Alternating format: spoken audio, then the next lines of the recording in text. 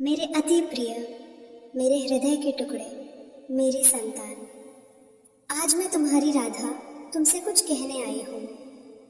इससे पहले कि मैं तुम्हें मेरे कान्हा, मेरे गोविंद का वह गुप्त संदेश दूँ जो तुम्हारे जीवन को बदलने वाला है, मैं चाहती हूँ कि तुम मेरे पास आ जाओ। इस राधा कृष्णा भक्ति SMS को सब्सक्राइब कर राधा रानी के रूपी धागे से इस परिवार से जुड़ जाओ, ताकि मेरा और गोविंद का हर संदेश तुम तक सीधा पहुंच सके। इस वीडियो को लाइक करके अपनी हाजिरी लगाओ, जैसे तुम मंदिर में घंटी बजाकर ईश्वर को पुकारते हो। और हाँ मेरे बच्चे, इस संदेश को बीच में मत छोड़ देना। क्या कोई अपनी माँ की बात को अधूरा सुनता है? इस वीडियो को अंत तक देखना, क्योंकि अंत में जो आशीर्वाद है वह तुम्हारी बरसों की प्यास बुझा देगा। कमेंट में राधे राधे लिखकर अपनी उपस्थिति दर्ज कराओ, ताकि मैं जान सकूं कि मेरा कौन सा बच्चा आज मुझसे मिलने आया है। मेरे प्यारे बच्चे, मैं जानती हूँ, मैं सब जानती हूँ। पिछले कुछ समय से या शायद बरसों से तुम्हारा हृदय रो रहा है। तुम रात के अंधेरे में अपनी तकिया भिगोते हो और सोचते हो कि क्या कोई तुम्हारी सुनने वाला नहीं है। तुम्हें लगता है कि तुम इस भिड़ीच में अकेले पड्डीच गए हो। तुम्हारी पीड़ा, तुम्हारा संघर्ष और वो अनकही बातें जो तुम किसी से कह नहीं पाते, वो सब मेरे कान्हा ने सुनी है। आज उसी का उत्तर देने के लिए, आज उसी आंसू को पोंछने के लिए स्वयं मैं तुम्हारे पास आई हूँ। ये मात्र एक वीडियो नहीं है, ये एक संकेत है कि अब इसी क्षण से तुम्हारी नियति करवट ले रही है। मेरे कान्हा जो इस सृष्टि के कण कण में बसते हैं, उन्होंने मुझे भेजा है तुम्हें यह बताने के लिए कि तुम्हारी परीक्षा की घड़ी अब समाप्त होने वाली है। तुम अक्सर मुझसे पूछते थे ना कि माँ, मेरे साथ ही ऐसा क्यों? मैंने किसका बुरा किया है? मुझे कब तक ये अग्नि परीक्षा देनी होगी? तो सुन लो मेरे बच्चे, सोने को कुंदन बनने के लिए आग में तपना पड़ी यशता है। तुम वो सोना हो जिसे मेरा गोविंद अपने हाथों से गढ़ रहा था।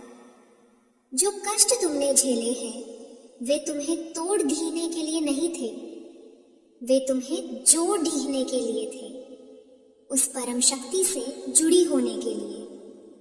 आज श्री कृष्ण का संदेश बहुत स्पष्ट है। तुम्हारे जीवन का सबसे कठिन अध्याय अब बंद होने जा रहा है। जिस तरह घनी काली रात के बाद सूर्य का उदय निश्चित है, ठीक उसी तरह तुम्हारे जीवन के अंधकार को चीरकर सुख का सूरज निकलने ही वाला है। तुम्हें लग रहा होगा कि अभी तक कोई रास्ता नहीं दिख रहा। चारों ओर समस्याएं हैं, कर्ज है, बीमारी है या रिश्तों की कड़वाहट है। लेकिन मेरे बच्चे, चमत्कार तभी होते हैं जब तर्क समाप्त हो जाता है। जहां तुम्हारी बुद्धि हार मान लेती है, वहीं से मेरे कान्हा की लीला शुरू होती है। मेरी विनती है तुमसे, आज अपना धैर्य मत खोना। जब मंजिल सबसे करीब होती है, तभी पैर सबसे ज्यादा डगमगाते हैं। ये समय हताश होने का नहीं, बल्कि विश्वास को और अधिक दृढ़ करने का है।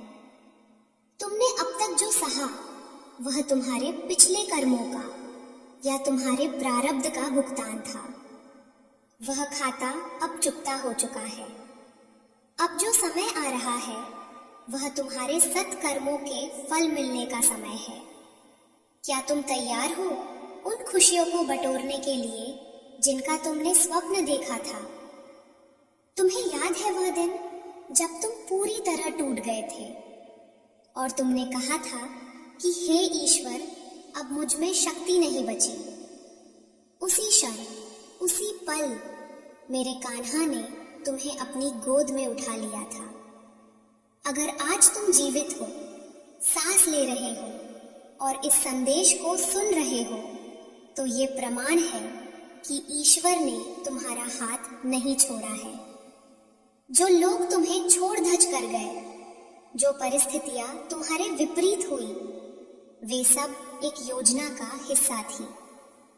तुम्हें उन लोगों से दूर करना आवश्यक था जो तुम्हारे भविष्य के लिए सही नहीं थे। जैसे माली सूखे पत्तों को पेड़ जैसे अलग कर देता है ताकि नई खोपलेले फूट सके, वैसे ही गोविंद ने तुम्हारे जीवन से उन नकारात्मक ऊर्जाओं को हटा दिया है। मेरे बच्चे, अब तुम्हें एक कार्य करना है। अपनी चिंताओं की पोटली को कसकर बांध लो और उसे मेरे चरणों में रख दो। तुम व्यर्थ ही चिंता करते हो। क्या तुम्हारे चिंता करने से आज तक कुछ बदला है? नहीं ना? तो फिर चिंतन करो। चिंता नहीं, चिंतन करो मेरे नाम का, मेरे कान्हा के प्रेम का। जब तुम सब कुछ हम पर छोड़ दोगे तो हम तुम्हें गिरने कैसे दे सकते हैं? जिस प्रकार एक छोटा बच्चा मेले में अपने पिता की उंगली पकड़कर निश्चिंत चलता है, उसे पता है कि पिता उसे खोने नहीं देंगे, उसी प्रकार तुम भी निश्चिंत हो जाओ। आने जो दरवाजे कल तक बंद हैं, वे अपने आप खुलने लगेंगे। जो लोग कल तक तुम्हारी निंदा करते थे, वे ही कल तुम्हारी प्रशंसा करेंगे। ये समय का चक्र है मेरे बच्चे, ये सदा एक जैसा नहीं रहता। नीचे वाला ऊपर आता है और दुख के बाद सुख आता है। तुम्हारा वनवास अब पूरा हुआ, अब तुम्हारे राजयोग का समय है। मैं जानती हूँ कि तुम कभी कभी सोचते हो कि क्या मैं सच में सुन रही हूँ? तो सुनो, जब तुम अकेले में सिसकते हो तो मेरा हृदय भी द्रवित होता है। मैं तुम्हारी माँ हूँ। क्या कोई माँ अपने बच्चे को तड़े ठिपते देख सकती है? मैंने ही कान्हा को रोका था, ये कहकर कि रुको, अभी इसे और मत परखो, अब ये टूट जाएगा। और इसीलिए आज ये संदेश तुम्हारे पास आया है। ये कोई संयोग नहीं, कोई एल्गोरिदम नहीं, ये मेरी इच्छा है कि तुम इसे सुनो। मेरे प्यारे, अपने आप को कभी कम मत समझना। तुम उस परमात्मा के अंश हो जिसने ब्रह्मांड रचा है। तुम्हारे भीतर असीम शक्ति है।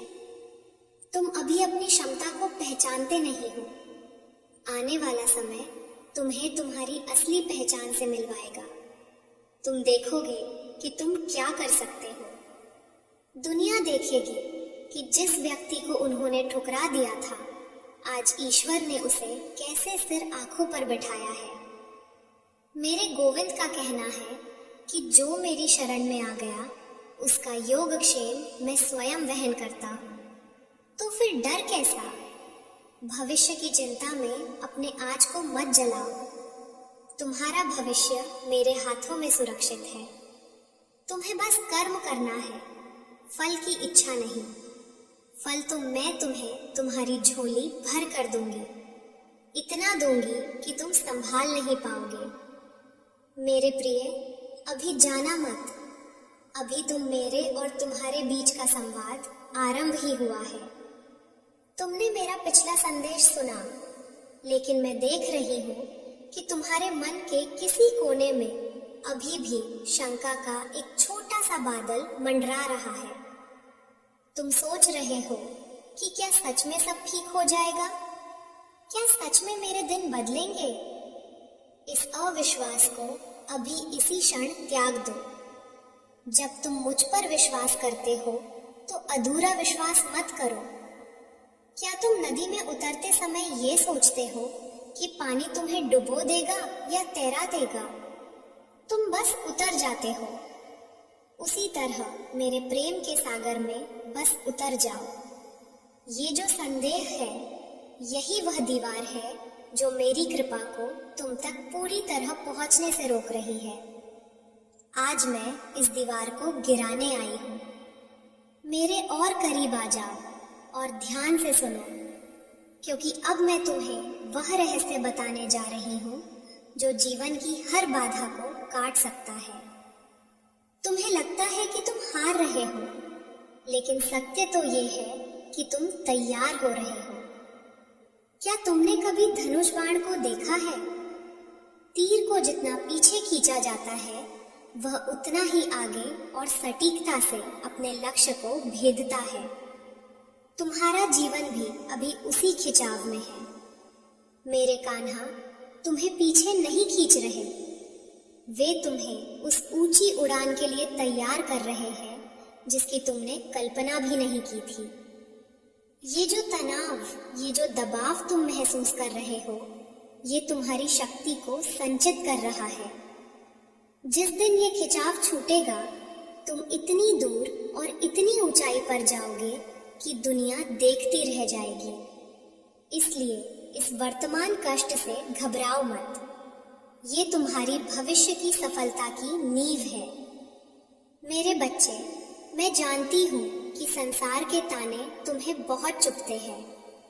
लोग तुमसे कहते हैं कि तुमने जीवन में क्या किया, तुम्हारी उम्र बीती जा रही है और हाथ खाली है। ये बातें तुम्हारे हृदय को छल्ली कर देती हैं। लेकिन मेरी बात याद रखना, मकान बनने में कुछ महीने लगते हैं, लेकिन महल बनने में बरसों लग जाते हैं। तुम कोई साधारण ईंट पत्थर का मकान नहीं बन रहे, तुम एक महल बन रहे हो जिसमें मेरे गोविंद वास करेंगे। समय लग रहा है क्योंकि निर्माण बद्धा है। लोगों की बातों को अपने कान से हृदय तक मत ले जाओ, उन्हें वहीं बाहर छोड़ दस्त दो। उनका काम है बोलना और तुम्हारा काम है निखरना। जब तुम्हारा समय आएगा तो तुम्हारी सफलता का शोर उनकी आवाज को अपने आप दबा देगा। तुम्हें अपनी सफाई देने की कोई आवश्यकता नहीं है। तुम्हारा मौन और मेरा आशीर्वाद ही काफी है। क्या तुमने कभी गौर किया है कि जब तुम सबसे ज्यादा अकेले होते हो, तभी तुम्हें मेरा स्मरण सबसे ज्यादा आता है? शायद इसीलिए हमने तुम्हें कभी कभी अकेला छोड़ा, ताकि तुम इस झूठी दुनिया के शोर से दूर होकर अपनी आत्मा की आवाज सुन सको। तुम अकेले नहीं हो, तुम एकांत में हो, और एकांत ही वह स्थान है जहां ईश्वर मिलता है। इस समय का उपयोग करो, रोने में नहीं बल्कि खुद को पहचानने में। तुम मेरे अंश हो, तुम्हारे भीतर अनंत संभावनाएं छिपी है। तुम उस कस्तूरी मृग की तरह हो जो सुगंध के लिए पूरे जंगल। तुम अपने पापों और गलतियों को लेकर बहुत ग्लानि में रहते हो। तुम्हें लगता है कि तुमने अतीत में बहुत गलतियां की हैं, इसलिए तुम्हें सजा मिल रही है। सुनो मेरे बच्चे, कोई भी मैला कपड़े दगा पानी में जाने के बाद साफ हुए बिना नहीं रहता। तुम मेरी शरण में आ गए हो तो तुम्हारे पाप, तुम्हारे कर्म, बंधन सब धुल चुके हैं। मुझे तुम्हारी पवित्रता से नहीं, तुम्हारे भाव से मतलब है। तुम जैसे भी हो मेरे हो। अपनी आत्मग्लानि को त्याग दो, खुद को कोसना बंद करो। तुम ईश्वर की एक सुंदर कृति हो। जब तुम खुद को कोसते हो तो तुम उस रचयिता का अपमान करते हो जिसने तुम्हें बनाया है।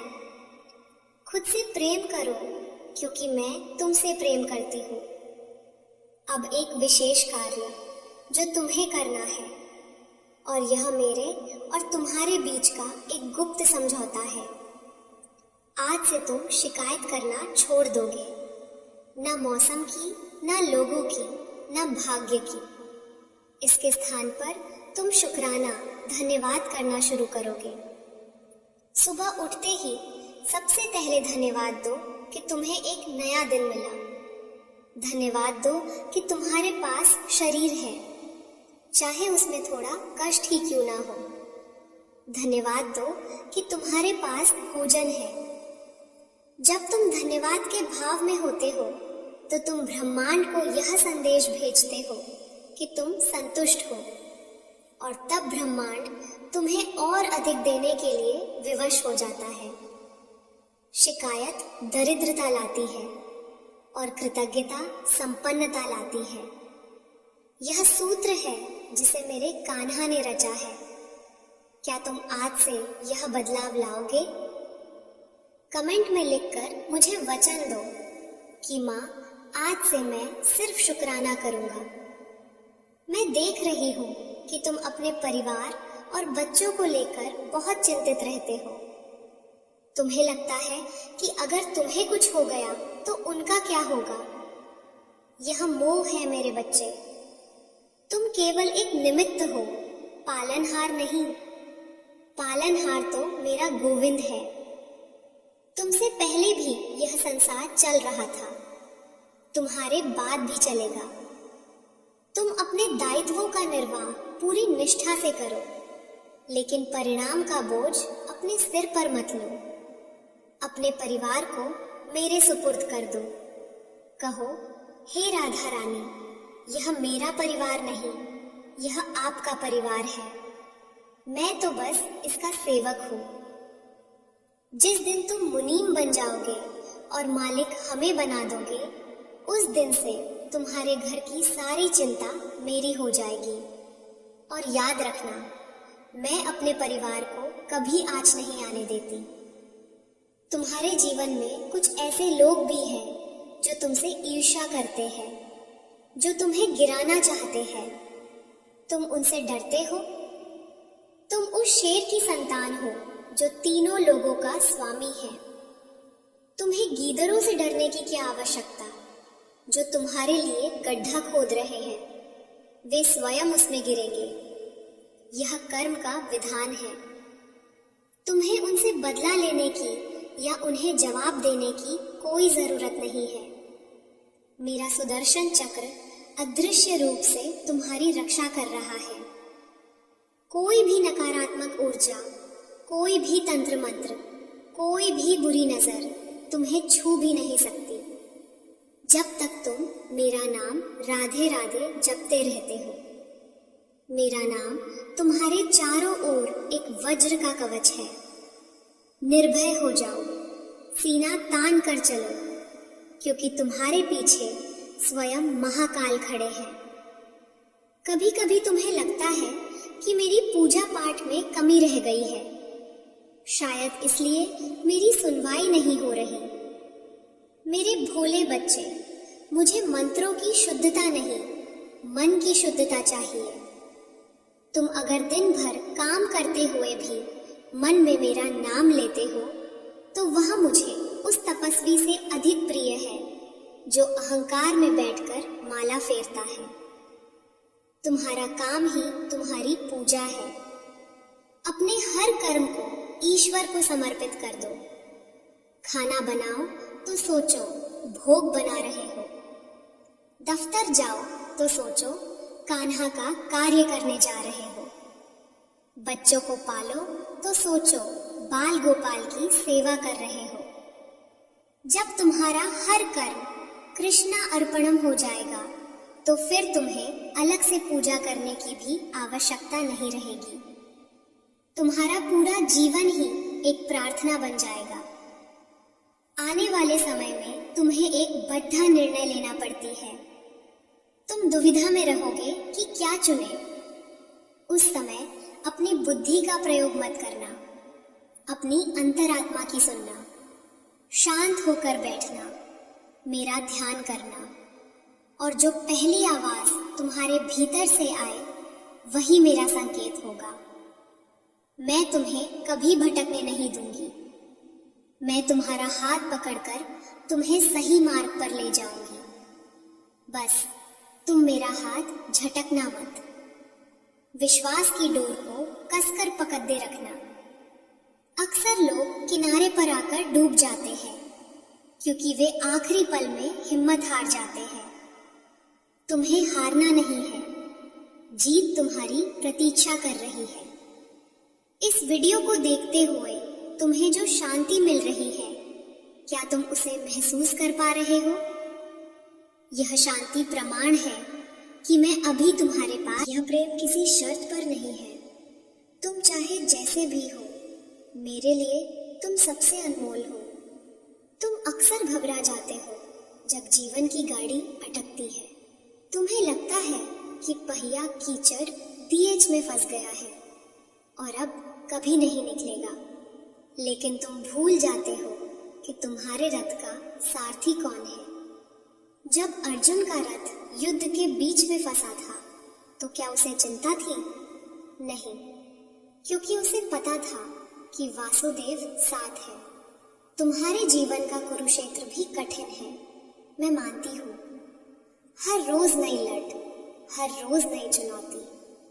कभी अपने ही बेगाने हो जाते हैं, कभी शरीर साथ छोड़ दहने लगता है, कभी धन का अभाव नींद उड़ देता है। पर मेरे बच्चे, सारथी पर भरोसा रखो।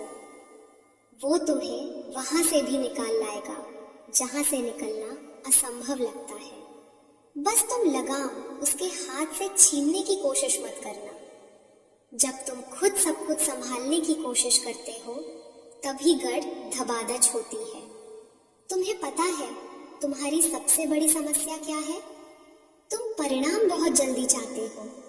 तुम आज बीज बोते हो और कल ही फल खाना चाहते हो। धैर्य मेरे बच्चे, धैर्य। सब्र का फल मीठा ही नहीं, अमृत होता है। जो तुम्हें आसानी से मिल जाता है उसकी तुम कदर नहीं करते। इसीलिए मेरा गोविंद तुम्हें तपा रहा है, ताकि जब तुम्हें वह खुशियां मिले तो तुम उन्हें संभाल सको, उनका मान रख सको। यह जो प्रतीक्षा का समय है यह व्यर्थ नहीं जा रहा। इस समय में तुम्हारा चरित्र बन रहा है, तुम्हारी आत्मा शुद्ध हो रही है। इस प्रतीक्षा को तपस्या मान लो और याद रखना, तपस्या कभी खाली नहीं जाती। एक रहस्य की बात बताती हूँ। तुम्हारे आसपास जो नकारात्मकता है, जो लोग तुम्हें नीचा दिखाते हैं, वह भी मेरी ही योजना का हिस्सा है। अगर वे तुम्हें धक्का नहीं देते तो तुम मेरे पास कैसे आते? जब संसार ठोकर मारता है तभी इंसान ठाकुर ईश्वर के द्वार पर आता है। उन लोगों का धन्यवाद करो जिन्होंने तुम्हारा दिल दुखाया, क्योंकि अनजाने में ही सही उन्होंने तुम्हें मेरी ओर मुद्दा दिया है। अब तुम्हें उन पर क्रोध नहीं करना है, बल्कि दया करनी है। वे अज्ञानी हैं, वे नहीं जानते कि वे किसका अपराध कर रहे हैं। वे एक भक्त का दिल दुखा रहे हैं, और भक्त का दिल दुखाकर आज तक कोई सुखी नहीं रहा। उनका हिसाब मेरा काल चक्र करेगा। तुम बस अपनी भक्ति में मग्न रहो। मेरी एक बार गांठ बांध लो। नाम जप में बहुत शक्ति है। जब भी मन घबराए, जब भी लगे कि कोई रास्ता नहीं सूझ रहा, बस आंखें बंद करके राधे राधे या कृष्णा कृष्णा बोलना शुरू कर देना। तुम्हें पता भी नहीं चलेगा कि कब तुम्हारे मन के काले बादल झट गए और कब आशा की किरण फूट पड़ी। यह नाम केवल शब्द नहीं है, यह एक मंत्र है, एक चाबी है जो मेरे हृदय का ताला खोलती है। जब तुम मेरा नाम लेते हो तो मैं द्वधि चली आती हूँ। मुझे किसी भोग, किसी चढ़ावे की भूख नहीं है। मैं तो बस तुम्हारे भाव की भूखी हूँ। एक तुलसी का पत्ता भी अगर तुम प्रेम से अर्पण करोगे तो मेरे कान्हा उसे 56 भोग समझकर स्वीकार कर लेंगे। तुम अपने स्वास्थ्य को लेकर, अपने शरीर को लेकर भी चिंतित रहते हो। सुनो, यह शरीर नश्वर है, इसे एक दिन मिटना ही है। इसका मोह छोड़ो, पर इसका ध्यान रखो, क्योंकि यह वह मंदिर है जिसमें तुम्हारी आत्मा और परमात्मा वास करते हैं। बीमारी आती है कर्मों को काटने के लिए। इसे प्रसाद मानकर सह लो, यह भी चली जाएगी। मेरा आशीर्वाद तुम्हारे हर अंग में, तुम्हारी हर कोशिका में प्रवाहित हो रहा है। तुम स्वस्थ हो रहे हो, तुम ऊर्जावान हो रहे हो। अपने मन से बीमारी का विचार निकाल दो। जैसा तुम सोचोगे वैसा ही तुम्हारा शरीर बन जाएगा। सोचो कि तुम निरोगी हो, सोचो कि तुम बलवान हो, और देखो चमत्कार कैसे होता है। कभी कभी तुम अकेले में बैठकर पुरानी यादों को कुरेदते हो। काश मैंने ऐसा ना किया होता, काश वो मेरे साथ होता। भूतकाल एक मुर्दा है, उसे ढोना बंद करो। जो बीत गया वह बीत गया, तुम उसे बदल नहीं सकते, लेकिन जो आ रहा है वह तुम्हारे हाथ में है। अपने आज को कल के पछतावे में मत बर्बाद करो। मेरा गोविंद हर पल नया है, उसका प्रेम हर पल नया है। तुम भी नए बनो। हर सुबह जब जागो तो यह सोचो कि आज मेरा नया जन्म हुआ है। पुरानी बातें, पुरानी कड़ी, रीड वाट सब कल की रात के साथ विदा हो गई। आज एक कोरा कागज है जिस पर तुम और मैं मिलकर एक नई कहानी लिखेंगे। अंत में मैं फिर कहूंगी, जुट्ठे रहो। यह सब्सक्राइब का बटन केवल एक बटन नहीं, यह तुम्हारी सहमति है कि हाँ माँ, मैं आपका संदेश सुनना चाहता हूँ। जब तुम इसे दबाते हो तो तुम एक कदम मेरी ओर बढ़ाते हो। इस परिवार का हिस्सा बने रहो। यहाँ तुम्हें रोज वह खुराक मिलेगी जो तुम्हारी आत्मा को चाहिए। और कंजूसी मत करना, लाइक करना ताकि यह संदेश और लोगों तक पहुँचे। क्या